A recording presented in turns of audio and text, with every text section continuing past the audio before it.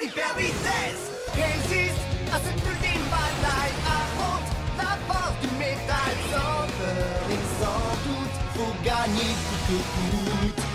Beyblade, l'hyper vitesse. Beyblade, l'hyper vitesse. Déchaîne l'énergie, embarque et tornade. Pour que ta toupie ne reste pas en rade. Voici Metal Masters. Voici Beyblade hyper vitesse. Metal Masters hyper vitesse. Beyblade hyper vitesse. SOS à toute vitesse, hyper vitesse.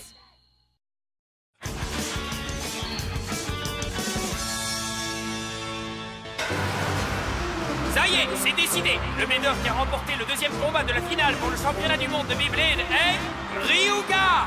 Grâce à cet ancien adversaire et rival, les Gangan Galaxy ont réussi à égaliser les scores pour cette finale.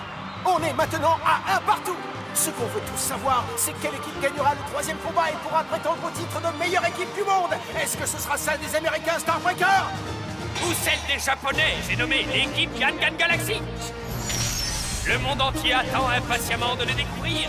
Le duel entre Damian et Jinga commencera juste après que le stadium aura été réparé. Quel bazar! Il y a du boulot!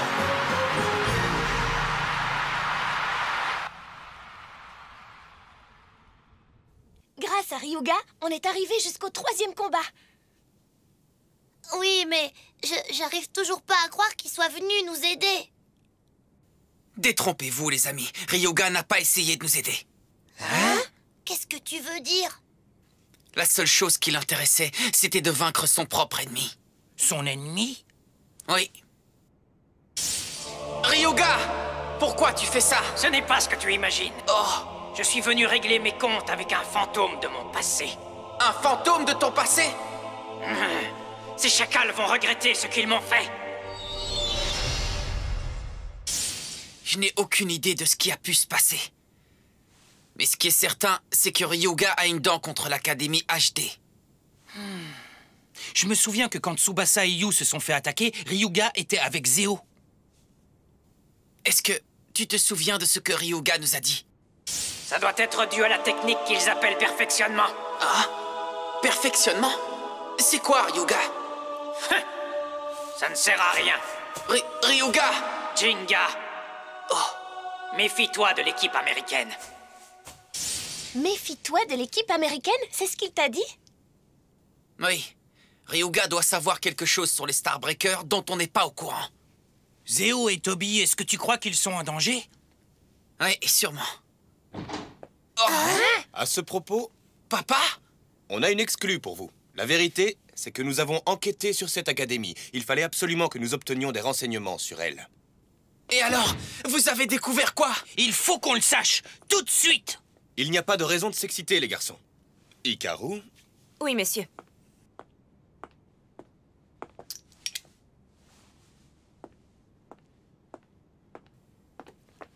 Comme nous vous l'avons déjà dit, l'Académie HD recrute depuis longtemps des bladers de talent venus des 4 coins des États-Unis, son but étant de remporter le championnat du monde de Beyblade. Et alors, t'as dit qu'ils avaient le droit de recruter leurs bladers comme ça? Oui, mais c'est aux bladers que revient la décision de s'y inscrire ou non. Il y a quelque chose de bizarre avec cette information. Les bladers que l'Académie a dénichés n'étaient en réalité pas tous hautement qualifiés. Beaucoup d'entre eux n'avaient même encore jamais remporté aucun combat. Quoi? C'est Jack! vous allez être étonné d'apprendre qu'il fait partie des bladers qui étaient placés tout en bas du classement avant de s'inscrire à l'académie. La plupart de ces bladers inconnus ont intégré la fameuse Académie HD pour une raison quelconque. Et en quelques semaines seulement, ils sont devenus incroyablement forts et ont commencé à participer à de nombreux tournois. Vous voulez dire que tout à coup, Jack est devenu super fort comme Zeo? Quel genre d'entraînement peut changer un blader à ce point et en si peu de temps, dites-moi? Pour répondre à ce mystère, il faut découvrir qui est cet homme. C'est qui? C'est le propriétaire de l'Académie HD et le manager de l'équipe Starbreaker, le docteur Ziggurat. Un docteur? C'est un grand spécialiste en génie énergétique et il est connu pour être un des meilleurs neurologues du monde. Un neurologue?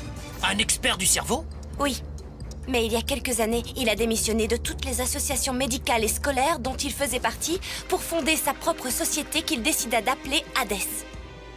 Les lettres H et D qu'on retrouve dans le nom de l'Académie HD viennent du nom de la société Hades. Ok, mais je ne comprends pas pourquoi il a fait ça. Pourquoi il veut devenir le meilleur du monde en se servant du Beyblade? Je pense qu'il veut présenter le résultat de ses recherches via le Beyblade. Comment ça, des recherches? De quel genre? Hikaru, Oui. Regardez attentivement ceci. Allez! avec une attaque de plus, le coup spécial de Masamune aurait pu lui faire gagner ce duel. Mais quelques secondes plus tard, un changement s'est opéré dans le corps de Zeo.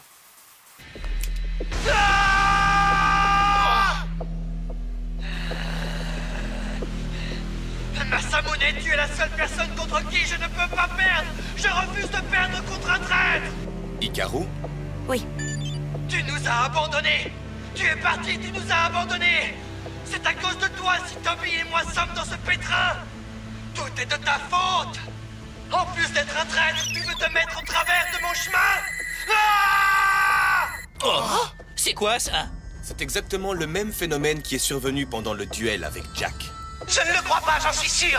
Jamais plus je ne trouverai une aussi belle occasion de créer. C'est maintenant qu'il faut que je m'exprime. Quand les Bladers sont de classe mondiale, comme eux, il arrive qu'ils améliorent leurs capacités de manière incroyable et ils peuvent même parfois fortement augmenter leur force en plein duel, mais... Ni Zeo ni Jack n'étaient des Bladers exceptionnels avant d'intégrer l'Académie. Un taux d'augmentation de puissance pareil n'a aucun sens. Ziggurat sait comment le cerveau fonctionne. On dirait qu'il a trouvé un moyen de faire ressortir le talent caché des hommes en se servant d'un procédé scientifique assez malhonnête. Comment il fait ça? Pour pouvoir augmenter leur puissance artificiellement, c'est ça? Et les rendre plus forts sans qu'ils ne suivent aucun entraînement? C'est bien ça. Peu importe à quel point une personne s'entraîne, il est généralement extrêmement difficile d'arriver à révéler 100% de sa capacité. Je ne sais pas comment, mais il semble que Ziggurat essaye d'utiliser la science pour y parvenir. Mais est-ce que ce n'est pas contraire au règlement? Oui, ça doit l'être. C'est pas correct du tout si un Blader devient plus fort sans suivre aucun entraînement. Je vous comprends, mais Ziggurat n'a fait que faire ressortir le talent que ses Bladers avaient enfoui au fond d'eux. Il est difficile de dire si ce procédé est contraire au règlement ou non. Mais ça ne change rien au fait que ce que le docteur Ziggurat fait est dangereux. Pour devenir plus forts, les Bladers ont besoin de mener un grand nombre de duels et de vivre de nombreuses expériences. Ils doivent travailler pour s'améliorer et faire du sport pour être en pleine forme. C'est ainsi qu'un Blader devrait devenir plus fort et meilleur. Ce serait horrible si ces méthodes d'entraînement se perdaient et si les Bladers s'amélioraient uniquement par la science. Personne n'a envie de bébés améliorés scientifiquement et lançant des attaques à 250 km/h, pas vrai? La plupart des Bladers de l'Académie HD ne supportent pas ce procédé. La majorité d'entre eux n'ont pas pu résister au changement soudain et ont souffert mentalement et physiquement. Et ont fini par mettre un terme à leur carrière de Blader. C'est pas vrai. Étant donné que de très nombreux Bladers subirent de graves blessures et ne purent plus jouer, les 3 Bladers restants devinrent les membres de l'équipe Starbreaker. Ziggurat n'a donc pas approché des Bladers talentueux pour les entraîner. Ce qui l'intéressait, c'était de trouver des Bladers capables de résister à ces expériences. Alors c'est ça. Même être son cobaye pour son expérimentation d'augmentation de pouvoir flippant. Zeo m'a expliqué la même chose. Qu'il était devenu un sujet d'expérience pour sauver Toby. Oh, un sujet d'expérience? Zeo, tu as fait quelque chose d'extrêmement dangereux pour le bien de Toby. Ah! Non, je ne perdrai pas. Je n'ai pas le droit de perdre, pas maintenant. Si je perds, Toby mourra. C'est ça qu'il a voulu dire quand il a dit si je perds. S'il ne montrait pas des résultats, lui et Toby étaient perdus. C'est pas vrai. C'est incroyable. C'est pas correct. Opposer de vrais amis et faire du chantage pour gagner un tournoi. Il est prêt à faire ça juste pour montrer le résultat de ses recherches. Il faut absolument que ça s'arrête. Nos toupies et nous, on s'est trop battus pendant ce championnat. On n'est pas là pour servir de cobaye à Ziggurat. Jinga, Ça suffit, il faut en finir. Je ne sais pas tout sur ce procédé de perfectionnement, mais je ne perdrai pas face à des gars comme ça. Je vais leur montrer, moi, ce que c'est un vrai esprit de Blader. Et je vais gagner ce dernier duel en restant loyal et honnête. Ça, c'est parler. je t'en prie, Jinga, sois prudent. Il se pourrait que nous donnions exactement à Ziggurat ce dont il a besoin. Tu es le Blader idéal pour compléter son expérience. Moi? Qu'est-ce que tu veux dire par là? Je t'explique, Jinga. Pendant que nous faisions des recherches sur la société Hades, nous avons découvert qu'elle avait une relation étroite avec une organisation que malheureusement nous connaissons. Il s'agit de quelle organisation? Une que tu connais très bien. Ce n'est pas une bonne nouvelle. La nébuleuse noire. La nébuleuse noire!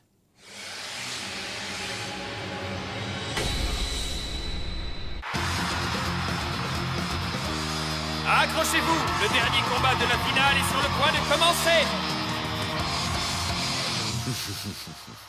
Ça y est, il est temps d'apporter la touche finale. Je compte sur toi, Damian.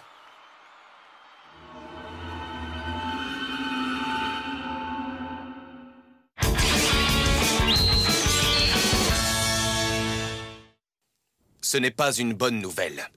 La nébuleuse noire. La nébuleuse noire! Exactement. Comme vous le savez tous, par le passé, la nébuleuse noire s'est intéressée de près à la force obscure de Eldrago. Elle s'est servie de Ryuga pour essayer de se l'approprier. Ça veut dire que celui qui se cachait vraiment derrière la nébuleuse noire, c'était Ziggurat! Ziggurat est un expert en génie énergétique. Il avait certainement l'intention de se servir de l'énergie obscure de Eldrago pour améliorer son expérience tordue. Mais la force obscure envahit Ryuga et finit par le terrasser. Jinga, lorsque tu as gagné le duel face à Ryuga, le plan qu'ils avaient conçu tomba à l'eau. Pour le duel à venir, ils vont certainement vouloir se venger de toi parce que tu as empêché leur plan de se réaliser. L'adversaire qu'ils ont choisi pour toi est Damian, de l'équipe Starbreaker. Damian n'était pas repris sur la liste de recrutement de l'Académie HD. En réalité, nous n'avons absolument rien trouvé à son sujet. D'après nous, il n'a aucun antécédent et il n'a jamais participé à aucun tournoi. Tout ce qu'il concerne est empreint de mystère. Ce n'est qu'une supposition, mais il se peut que Damian ait été entraîné dans le seul but de te vaincre, tu comprends? Ne baisse surtout pas ta garde, Jinga. Ryuga devait être au courant de toute cette histoire. Il devait l'être. Il est hors de question que tu te laisses battre par ces soi-disant blédeurs. J'espère que tu m'as compris.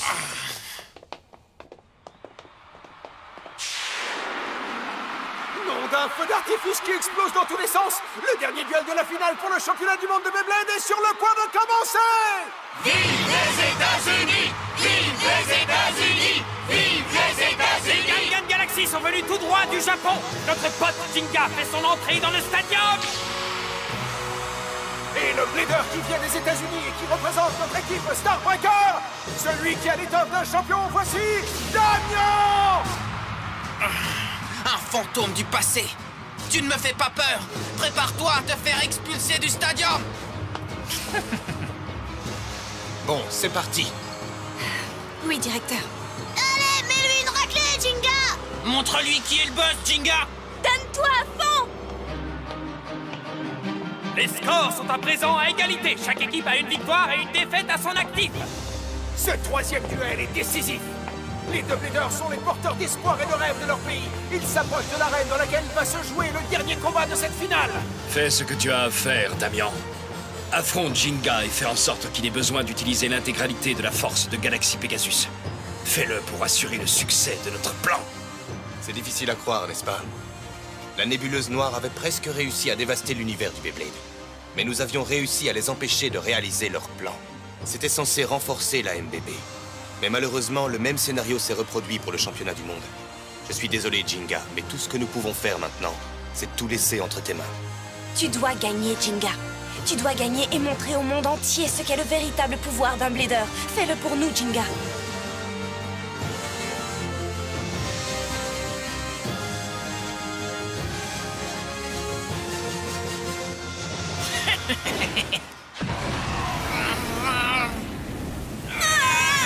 Le Beyblade est une discipline dans laquelle il faut se servir de sa propre force et s'entraîner sans relâche pour devenir plus fort. Le championnat du monde n'est pas une foire de la science où ton pote le Toubib peut faire ses expériences.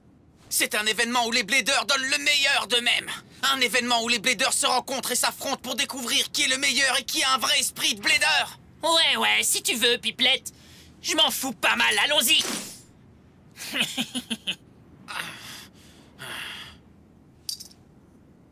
Je compte sur toi, Pegasus. Pour les amis qui se sont battus pour arriver avec moi jusqu'ici. Et pour tous les adversaires dont les esprits ont affronté le mien. Je vous le promets, Je ne vais pas perdre ce dernier combat. Que vous le vouliez ou non, c'est le tout dernier duel. Le championnat du monde de Beyblade a réussi à utiliser le monde entier comme terrain d'action. Les équipes se sont démenées pour arriver jusqu'ici, mais une seule pourra prétendre au titre de meilleure équipe du monde.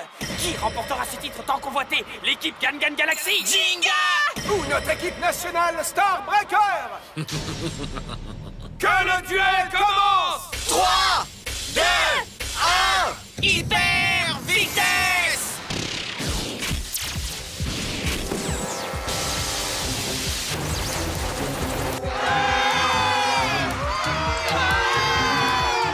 L'amour du gâteau, Bob de ma mère, le duel du siècle vient de commencer. Les deux toupies qui tentent de devenir numéro 1 mondial tournent à toute vitesse dans le stadium. Laquelle des deux va lancer la première attaque hyper importante et excitante? Maintenant, Pegasus!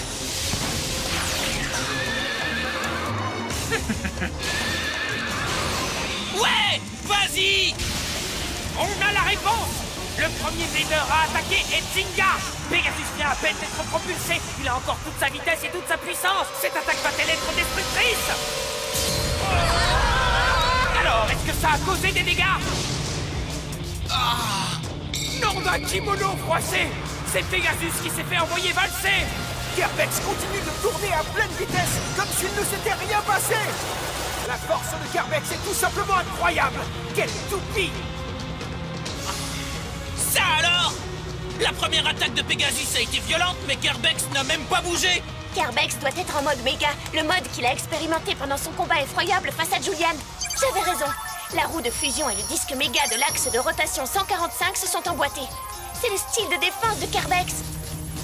Ça va pas être facile pour Jinga d'attaquer Kerbex et sa combinaison de mode défense hyper solide et d'endurance extrême. Et alors?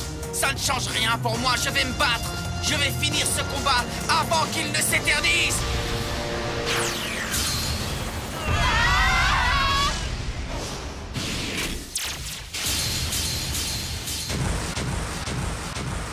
Jinga attaque et attaque encore! Il délivre une série d'attaques d'une intensité effroyable, c'est incroyable! Parfait! Vas-y, Jinga! Allez, attaque-le jusqu'à ce qu'il te supplie d'arrêter.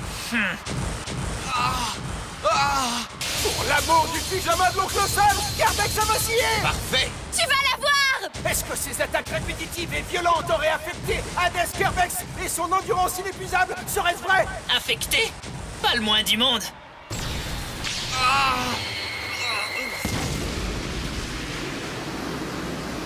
Pegasus!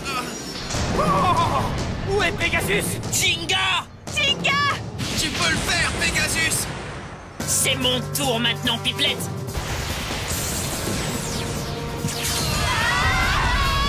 Damian est subitement passé en mode contre-attaque. Kerbex se sert de son immense roue de fusion pour lancer une attaque phénoménale. Kerbex n'est pas simplement une toupie qui peut se défendre et qui a de l'endurance. Tu l'avais oublié? C'est extraordinaire.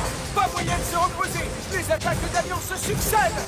Pegasus est sur la défensive. Mais qu'est-ce qui se passe? J'y crois pas. La vitesse, la puissance, l'attaque, l'endurance et la défense de Kerbex sont toutes parfaitement synchro. C'est mauvais signe. Si ça continue comme ça, le duel se terminera exactement comme celui de Julian. Parfait. Continue comme ça, Damian. Qu'est-ce qui se passe ici? Le docteur n'a pas seulement fait ressortir mon talent via le procédé de perfectionnement. Les scientifiques de l'Académie HD sont les meilleurs. Ils ont créé la meilleure des toupies pour moi. C'est sympa de leur part, non?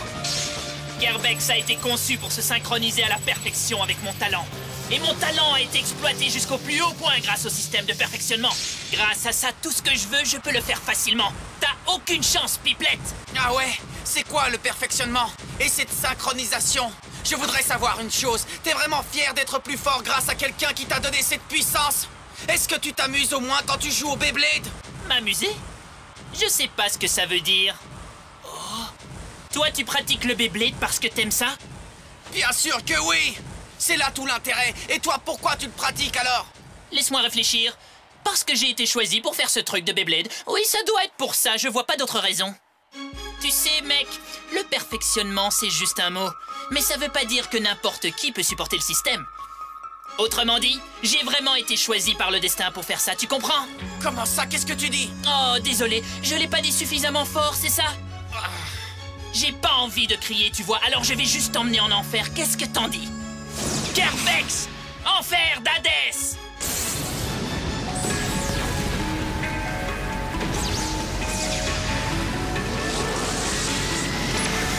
Ça y est! C'est le premier niveau d'Hadès! La fournaise de l'enfer créée par Hades Carvex!